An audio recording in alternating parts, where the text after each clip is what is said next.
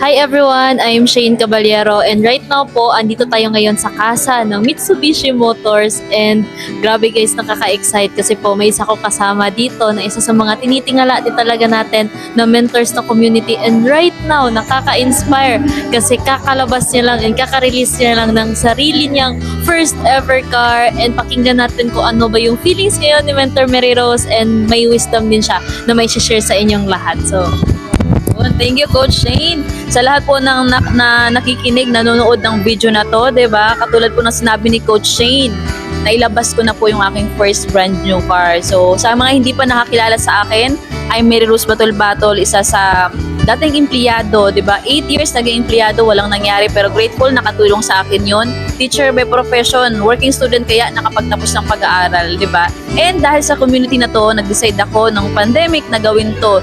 Dito ko po na-hit ang aking first car. Di ba? Dati hindi ko naman nakikita yung sarili ko na magkaroon ng sasakyan. Kasi dati, alam mo yung kung siya nakikipagsapataran, alam mo yung nakipaghabulan sa jeep, sa bus para lang makasakay, makaano sa trabaho, makapasok sa trabaho. Pero right now, dahil sa tulong ng community natin, talagang reality na yung pangarap ko lang noon. Dito sa community natin na buhayan talaga, nagiging reality talaga. At isa pa sa pinaka magandang resulta na binigay din po sa akin dito dahil sa desisyon na ginawa ko, na subukan to, ilang tulog na lang din po. Grabe, kasi ilang araw lang yung agwat, na ilabas ko yung first car ko, tapos ilang araw na lang. Pupunta naman po tayo ng South Korea. First travel international ko sa South Korea pa. At ang pinakamasarap doon kasi bakit hindi lang po ako, marami pa.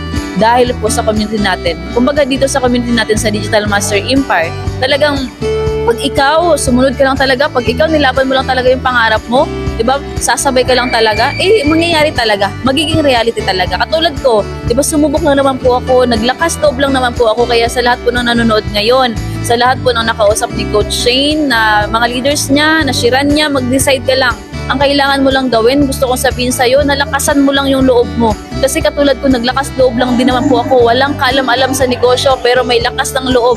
Kaya yun lang din po yung gagawin mo para, yan yung magdadala sa'yo para makuha mo din yung mga pangarap mo sa buhay. Kaya ngayon pa lang, congratulations na sa'yo at naniniwala ako na kung nakaya namin, nakaya ko, kayang-kaya mo rin. Thank you so much, Mentor Mary Rose. Inspiration ka po palagi namin dito sa Digital Master. And yun nga, kung nakaya ni Mentor Mary Rose, nakaya ng ibang mentors dito, I know for sure kayang-kaya mo rin. Kaya decide ka lang, welcome in advance dito sa community natin sa Digital Master.